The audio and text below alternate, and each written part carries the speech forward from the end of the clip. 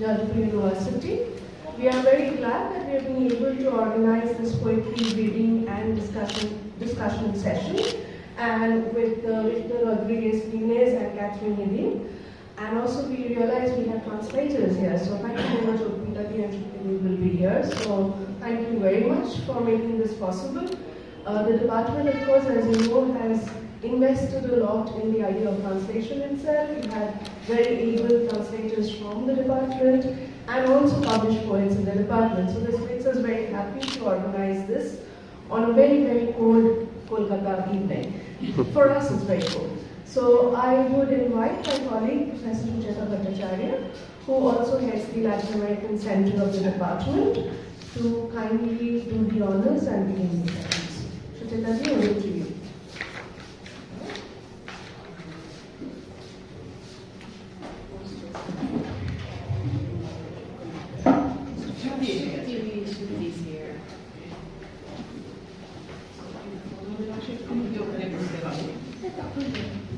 Thank you, Devasri, for giving me the opportunity of introducing our two very important guests.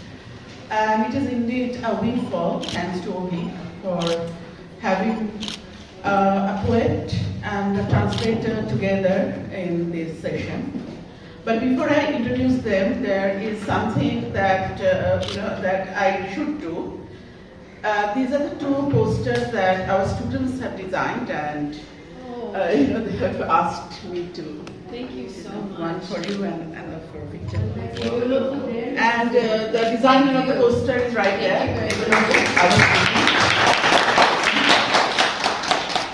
So without any more ado, I will go to very short introduction to the two guests that we have here today.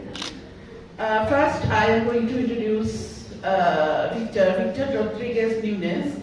Was born in Havana in 1955 as a Cuban poet, journalist, literary critic, and translator. And then I will go to the his publications. And he has been translated into English, French, Italian, Serbian, Swedish, Arabic, Dutch, German, Hungarian, Lithuanian, Macedonian, Portuguese, Russian, and Slovenian. And I was almost going to ask that mark not why in Bengali, but then I learned that, actually, Bengali translations of his poetry are coming out soon, in a few days, actually. And according to the information that we have here, correct me, Victor, if I am wrong, Victor has published over 20 books of poetry, and he has won quite a large number of prizes, some of which I am going to mention here. David Prize in Cuba in 1980, Plural Prize in Mexico in 1983, Educa Prize in Costa Rica in 1995, Renacimiento Prize, Spain in 2000, Fred Luis de Leon Prize, Accessit, did I read it right or wrong? Okay, Spain, 2005. Leona Prize, Spain, 2006. Rención de la Victoria Prize, Spain, 2010. Jean Gil de Viedma Prize, Accessit, Spain, in 2011. Alphonse El Magnan Poetry Prize, Spain, 2013. Once more. And today we are going to hear some of Victor's poetry, obviously. I also sort of intrigued to find that he's not only an accomplished translator, but his latest booklet collection is an anthology of contemporary Welsh poetry. And he also divides his time between Ohio and Cuba. And I will also introduce Katherine Hedeen. Katherine is her teaching and research interest focus on literary translation. She is a specialist in contemporary Spanish American poetry, and she has also translated some of the most respected voices from the region, I'm not going to read out the names for the fear of making pronunciation mistake. But she has translated quite a number of poets, including Victor's poetry. Her work has been a finalist for both the Best Translated Book Award and the National Translation Award. She is a recipient of the 2 NEA translation grants in the US and a PEN Translates Award in the UK. She is also the managing editor for Action Books. And what is more interesting to us is that she is not merely a translator herself. She also teaches translation. And as Devasri had already mentioned, that we are so deep in translation activities ourselves in the department. This is an important aspect that appeals to us, obviously. And she teaches a course which focuses both on the theoretical and practical aspects of literary translation, with particular emphasis on Latin America. And with that short introduction, I would now also like to move to the Bengali translators of Victor's poetry, Orpita Mukhopadhyay and Shruti Chaudhary. Shruti Rai, sorry. You are all very welcome to the department, and it is indeed great work that you are doing, and we are eagerly waiting to listen to your translations. With a very short and inadequate introduction, may I ask Victor, Katherine, and our 2 Bengali translators, Orpita and Shruti, to come here and start. Here, I cannot speak my language because the majority of you won't understand. I have to use that kind of colonial language that we are forced to use everywhere than English, but I'm really happy to be here, and thank you, Professor for this invitation and the Department of Comparative Literature to welcome us here. I will read some poems, and you will hear really wonderful translations in English and Bengali. For me, it's really important to be translation to your language. It's son of the. And I will start reading probably the first poem that I will read. There are not Bengali translation already. We don't know. We are not well organized. That's good. That's not bad. Poetry and organizations are 2 things, that sometimes match, but not always. Never. Yes, poetry has its own order, its own logic. And I'm looking for my first poem. Okay. Yeah. Entrada. No sé por qué camino, pero he llegado aquí, hasta este raro sitio sin casas ni paisajes, este lugar desnudo de las piedras al alma donde el mundo germina. Quizás también tú llegas siguiendo ese camino en esta vida harta de aciertos y certezas. Solo el error nos une. La poesía es el reino de los equivocados. Entrance.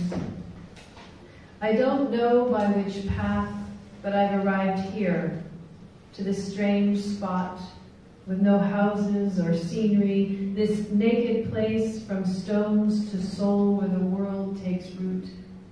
Perhaps you arrive too, following the path in this life sated with success and certainty. Only error joins us. Poetry is the realm of the mistaken. Intemperies. La lluvia con alma de alcantarilla, el camión ambarino que pasa echando espuma, agua bebida a menos que se posa frente a la barbería, el ciclista sin rumbo que solo se cubre con un bolero. Aunque el trueno la nombre, la manzana no respeta la lluvia, nada espera que escampe y todo sigue su muy seco curso. Debe hacer calor en este poema, como cuando ha llovido en Campanario y del asfalto brota un arcoíris, pétalos herrumbrosos, espejos donde nadie se ha mirado, y el sol comienza a recoger las sílabas, los añicos de nubes, las heridas radiantes, la convulsa ilusión. Esparce sus semillas alrededor, germinan en la brisa que solo han removido tus caderas. La palma sobre el muro, el cantero de estilo, todo va a florecer si la lluvia cumple sus amenazas. Vuelve a cruzar el camión amarillo, tolvanera de música. Hace un sol sin pulir sobre el banco de la carpintería. Relumbra el policía vigilado desde la cuartería que se apresta al bembé. Mas la lluvia cumple sus amenazas. Cuando dice a llover, la selva de recebo arroja sus mamíferos. Una capa morada puede ser un signo de distinción, una letra en cursivas. Menores y mayores se pelean el chorro de una canal en uso por milagro, sin dudas. Alguien sobre un cantón hace surf en las olas de la calle San Lázaro. Es el único instante en que sabemos que resistirán las ruinas del futuro. I decided I'd stand up too. Inclemencies. Rain has the soul of a sewer. The amber truck passes by, spewing foam. Water fallen on hard times stagnates in front of the barber shop. Wandering cyclist wrapped only in a bolero. Though thunder names it, the apple doesn't heed the rain. Nothing waits for it to stop, and everything follows its dry course. It must be hot in this poem. Like when it's rained on Campanario Street and a rainbow springs up from the asphalt. Rusty petals, mirrors that never reflected a glance, and the sun begins to gather syllables. Bits of cloud, radiant wounds, shaky illusion. The clock scatters its kernels. They sprout in the breeze, stirred up only by your hips. Palm tree above the wall, bed of linden, everything will bloom if the rain carries out its threats. The yellow truck passes by again. Music's dust storm, an unpolished sun beats down on the carpenter's bench. The policeman glows, eyed from the tenement, preparing for the bembe. Yet the rain carries out its threat. When it rains, it pours. The adobe jungle throws off its mammals. A purple raincoat might be a sign of distinction, a cursive letter. Young and old fight over the stream of a working gutter, miraculously, no doubt. On a piece of cardboard, someone surfs the waves of San Lázaro Street. It's the only moment when we know they'll resist the future's ruins. I think in order to make the reading, everybody here understand Bengali? Yes. Yeah, well, I think starting this point we will read in Spanish and Bengali, and then we will be back and read also the three. Okay. Lupita, I think it's your turn. Okay. Vuelo, I will read vuelo dos, okay? Vuelo dos. Okay. Un momentito. You want to read first? Decirnos no, decirnos después. No, okay. Vuelo dos es despegue. Well, I will start reading, and you will see that everything at the end, makes sense. Vuelo 2. Entre las nubes nadie es extranjero. Latitud de la lengua, longitud de la sangre, materia que se piensa y contradice. No sé por qué camino, pero he llegado aquí, hasta este raro sitio sin casas ni paisajes, este lugar desnudo de las piedras al alma donde el mundo germina. Quizás también tú llegas siguiendo ese camino en esta vida harta de aciertos y certezas. Solo el error nos une. La poesía es el reino de los equivocados. Entrance. I don't know by which path, but I've arrived here, to this strange spot, with no houses or scenery, this naked place from stones to soul where the world takes root. Perhaps you arrive too, following the path in this life sated with success and certainty. Only error joins us. Poetry is the realm of the mistaken. Intemperies. La lluvia con alma de alcantarilla, el camión ambarino que pasa echando espuma, agua bebida a menos que se emposa frente a la barbería, el ciclista sin rumbo que solo se cubre con un bolero. Aunque el trueno la nombre, la manzana no respeta la lluvia, nada espera que escampe y todo sigue su muy seco curso. Debe hacer calor en este poema, como cuando ha llovido en Campanario y del asfalto brota un arco iris, pétalos herrumbrosos, espejos donde nadie se ha mirado, y el sol comienza a recoger las sílabas, los añicos de nubes, las heridas radiantes, la convulsa ilusión. Esparce sus semillas alrededor, germinan en la brisa que solo ha removido tus caderas. La palma sobre el muro, el cantero de estilo, todo va a florecer si la lluvia cumple sus amenazas. Vuelve a cruzar el camión amarillo, tolvanera de música. Hace un sol sin pulir sobre el banco de la carpintería. Relumbra el policía vigilado desde la cuartería que se apresta al bembé. Mas la lluvia cumple sus amenazas. Cuando dice a llover, la selva de recebo arroja sus mamíferos. Una capa morada puede ser un signo de distinción, una letra en cursivas. Menores y mayores se pelean el chorro de una canal en uso por milagro, sin dudas. Alguien sobre un cartón hace surf en las olas de la calle San Lázaro. Es el único instante en que sabemos que resistirán las ruinas del futuro. I decided I'd stand up too. Inclemencies. Rain has the soul of a sewer. The amber truck passes by, spewing foam. Water fallen on hard times stagnates in front of the barber shop.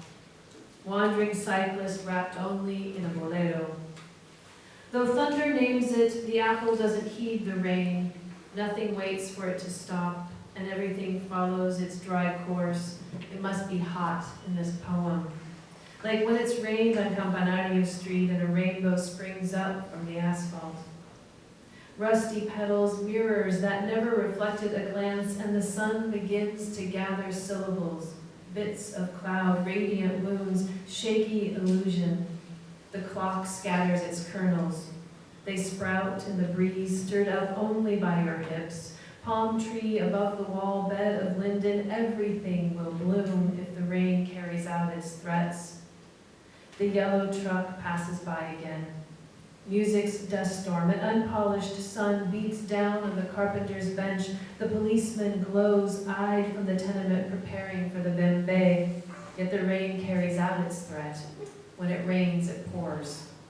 The adobe jungle throws off its mammals. A purple raincoat might be a sign of distinction, a cursive letter. Young and old fight over the stream of a working gutter, miraculously, no doubt. On a piece of cardboard, someone surfs the waves of San Lázaro Street. It's the only moment when we know they'll resist the future's ruins. I think in order to make that reading, everybody here understand Bengali?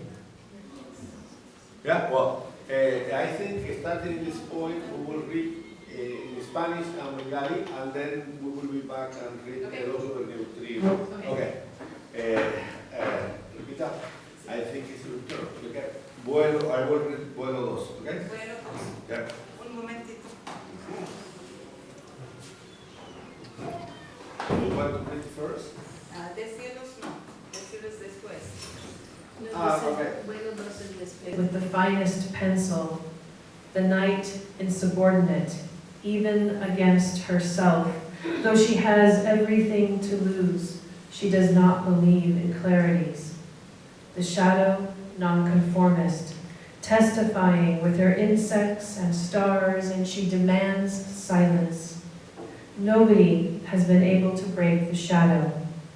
Bring her to her knees before just one light. There won't be revolution if we don't let night speak.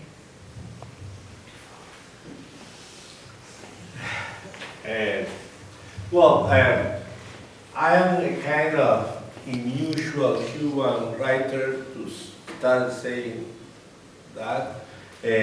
I don't write just about Cuba, but I write always from Cuba, you know. And something that really struck me is when I was living in Cuba, I didn't see nature at all.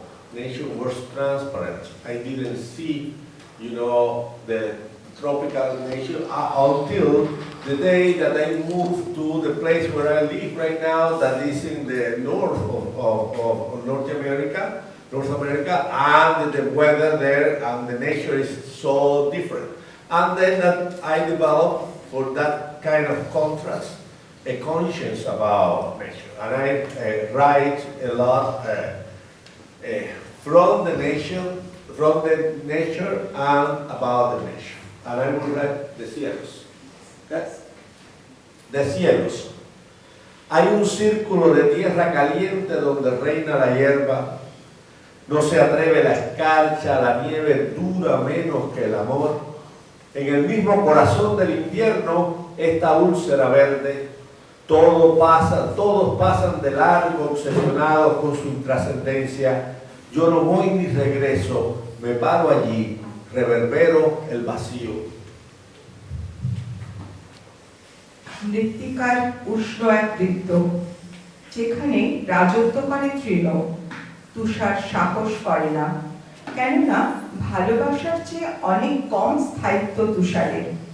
শীতের নিজের হৃদয়ে এই সবুজ tumour, তার অনরতায় আবিষ্ট, দীর্ঘকাল ধরে সবাই পার হয়। আমি যাইও না, ফিরিও না, আমি সেখানেই স্তব্ধ হয়ে শূন্যতা প্রতিফলিত করি। Do you have English translation of that piece? Yes. There is a circle of hot earth where grass holds sway, frost would not dare, snow lasts less than love in the dead of winter, this green sore. Everyone goes right past, obsessed with their insignificance. I do not come or go. I stand there. I echo the void. 3. Te abandona la luz entre los girasoles que se encienden, las banderas percuden la brisa, el estar se coagula, del estanque se levantan los gansos y vuelan en escuadra. A su imagen todo sigue los rastros del sol, salvo la mariposa que inesperadamente se posa en una sílaba. আলো তোমার পরিত্যাগ করেছে, আলোকিত সূর্যমুখীদের মধ্যে। বাতাস কলুষিত করে সব পতাকা, তার অস্তিত্ব জমাট বেঁধে যায়। হাঁসের ঝাঁক উঠে আসে জলাশয় থেকে, তার প্রতিচ্ছবির দিকে, উড়ে যায় চত্বরে। প্রজাপতি ছাড়া সবাই অনুসরণ করে সূর্যরশ্মির পথ, যে অপ্রত্যাশিতভাবে স্থির হয়ে বসেছে একটা অক্ষরের ওপরে। Light forsakes you. Among fiery sunflowers, flags soil the gentle wind, being clots. From the pond, geese rise, flying in squadron. In their image, everything follows the traces of sun, save the butterfly, all at once landing on a syllable.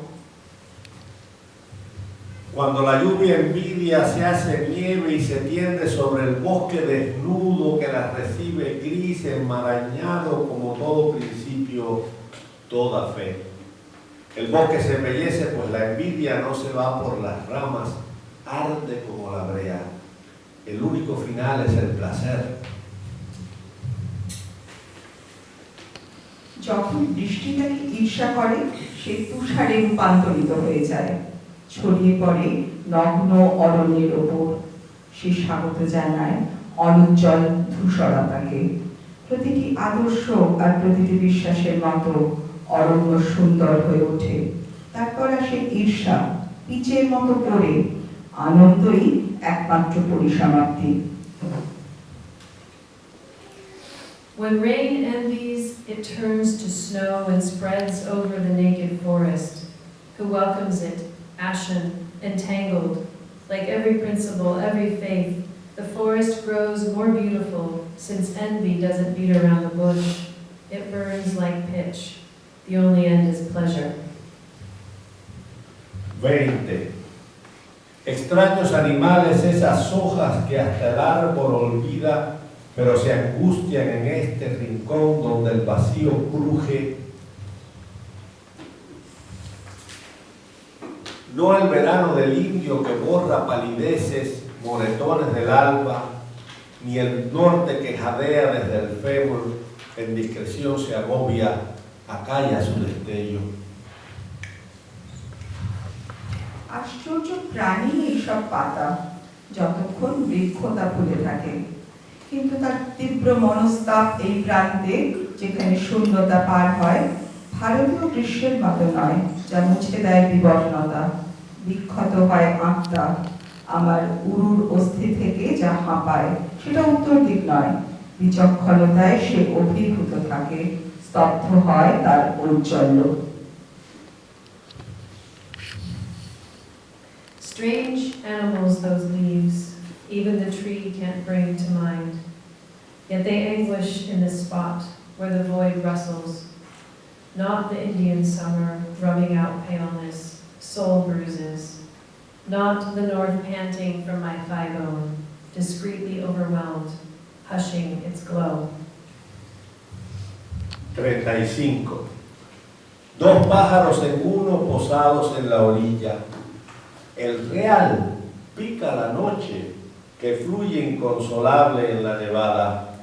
Su sed es negativa, lo comprende la luz, nos abandona.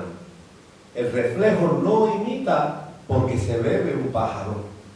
Las dos alas permiten con el tiempo ser uno en este sauce. 2.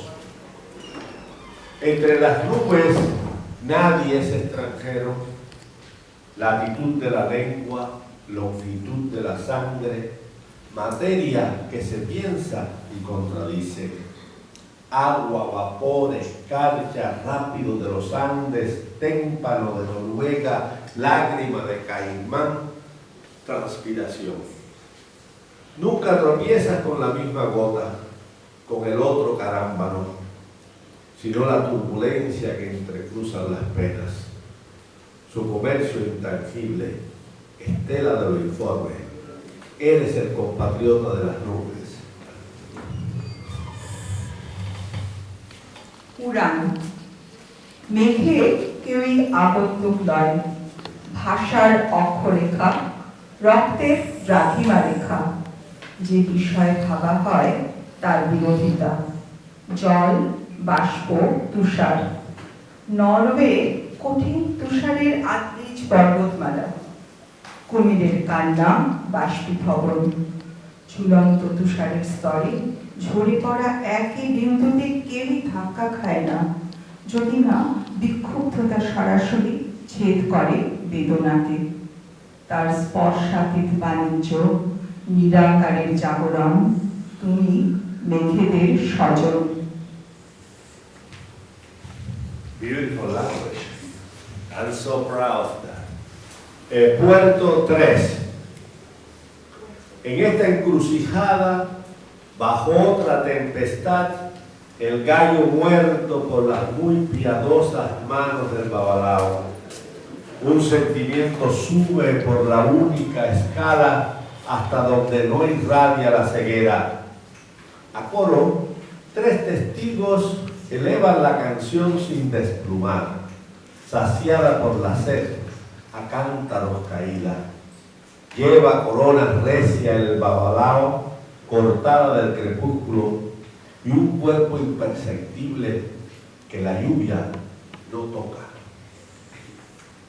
Un momentito. Puerto 3. Yes. No inglés? No. এই চৌরাস্তায় অন্য এক ঝড়ের নিচে পুরোহিতে অতি ধার্মিক খাতে মৃত মোড়কটি আবেগের মাত্রা চড়ে আর্দ্রতার স্কেলে। সেই পর্যন্ত অন্ধত্ব বিকৃষ্ট হয় না। 3 সাক্ষীর কোরাসে উচ্চকিত গান কোনো প্রতারণা ছাড়াই, ঢালা প্রাচুর্যে তৃষ্ণা নিবারণ। পুরোহিত বৈরানে পক্ত মুকুট গোধূলি কর্তিত হয়, আরেকটি দেহ প্রায় অপ্রত্যক্ষ, যাকে স্পর্শ করে না বৃষ্টিও। Casa de Zenaida. Resuelto a reparar lo irreparable en la ciudad bloqueada por el polvo, la mesa convertida en idea de mesa, la jicotea en concha vegetal y las hojas carnosas con ribetes en fósiles cesantes. The definition of poetry is that it's a literary genre. That's absolutely wrong, in my opinion. Even if you had the opportunity to ask to Dante or Virgilio or even Shakespeare about the word literature, they didn't know about that word. That's a word that started being used in the 18th century, you know, as a classification of the knowledge that the bourgeoisie as a class did through the so-called illumination. You know, and literature is an invention. It's an invention related with the press, with the development of the press and the mass production of books, and basically the development of a market for the book market. You know, you see that always in all the book fairs. Poetry have just a very small space, and the same thing happen even in bookstores, you know, and that's related with the fact that the relationship with poetry was the book, and the literature is something recent. Poetry was not only before literature, poetry was before writing. Poetry is oral.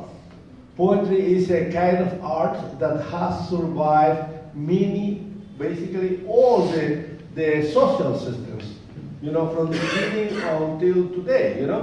Poetry has been able to survive capitalism, that is one of the worst systems ever.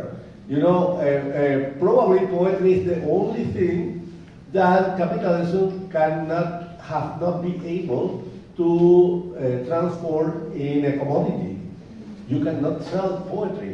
Ask publisher about that, you know, and that's good. That's good for poetry. That's good for us, because poetry talk about things that nobody wants to hear. You know, poetry have been from the beginning have to have and this is related with your second question. From the beginning, poetry has been an answer to adversity.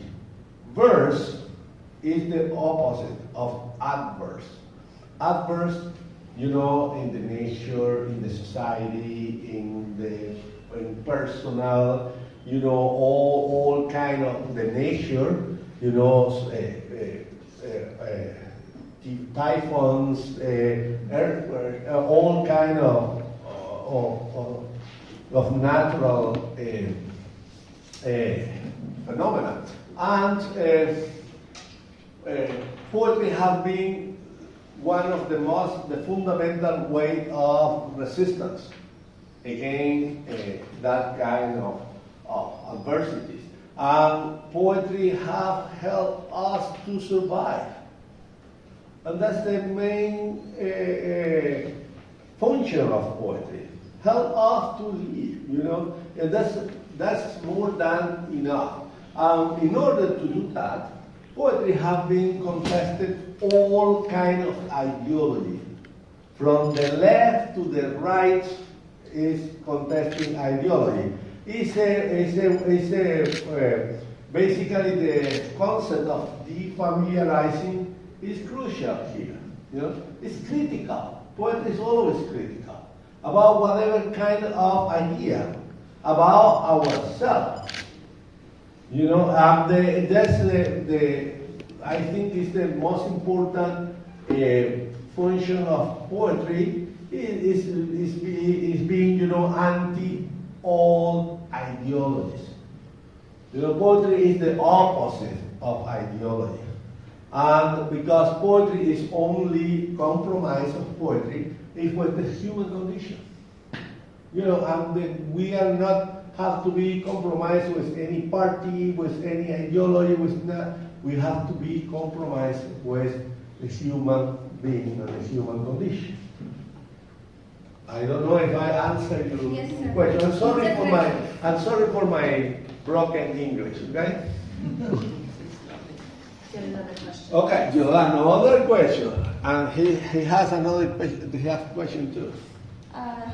La pregunta es para each and every language has some inherent qualities. They have their unique cultural symbols, the idioms, phrases, and proverbs. So when you translate that from the source language to the target language, does that become difficult for you? Because the readers of the target language are not well acquainted with those cultural symbols. So how do you deal with this problem? And the second question is, I think poetry creates a source of belonging. It helps to represent the voice of the marginalized people, and the poet becomes the voice of those people, voice of the community. But on the other hand, we also see that when someone becomes the poet, he transcends the boundaries of the nation, and there are various identities associated with him. So he does not just remain the voice of the community, he becomes the voice of the entire world. If I may refer to Rabindranath Tagore, he's a very famous Bengali poet, and Bengalis take a lot of pride in him. He represents our cultural values and ethos. But he's also known as Bishwa Kobi. Bishwa means world and Kobi means poet. So he's also the world poet, and there has been so many reception of him. So he has inspired people across the world. So do you think the poet is capable of holding these two ambiguities in his poetry? Those are fantastic questions, and again, like Victor said, I'm not sure I'm going to be able to answer them. In fact, okay, so first question, you're asking me about the difficulties and how each language has its own unique, okay. Absolutely. I mean, I think translating poetry is probably the most difficult thing to translate, right? Because poetry always has something that is untranslatable, right? That, however, doesn't stop me. I think if we let that stop us, then, for example, I wouldn't know the work of Tagore, right? Yeah. And so there is something very important about confronting that impossibility and ultimately creating a new poem in the language that you translate to, right? And so for me, I'm a translator of Spanish American poetry, mostly into English. Spanish has some very important qualities that we cannot translate into English. That would be things like sonority. You heard the beautiful musicality of Spanish. Something that I also hear in Bangla. Bangla is a very musical language. I can hear the poetry even when people speak. In Spanish, someone can say a bad word and it still sounds beautiful. I don't know if that happens in Bangla. Yeah, okay. It does not happen in English, as you know. English bad words sound bad, right? So what do we have? And what do we have in English? What we have in English is a great lexicon. We have all of this vocabulary that Spanish doesn't necessarily need to have.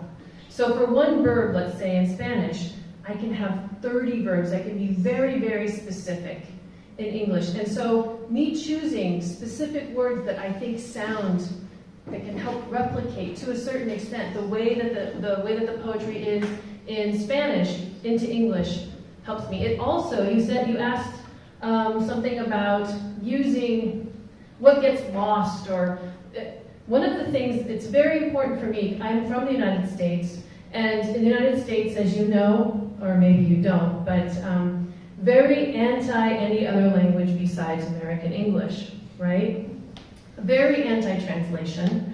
Translation is not something that is even talked about, ever, in classrooms, okay, on the streets. About 0.1% of the books that are published each year in the United States are books, literary books in translation. So translation basically doesn't exist. So the one thing worse than being a poet in the United States is being a translator of poetry, okay? Capitalism doesn't like poetry, it really doesn't like translation of poetry. So, what do?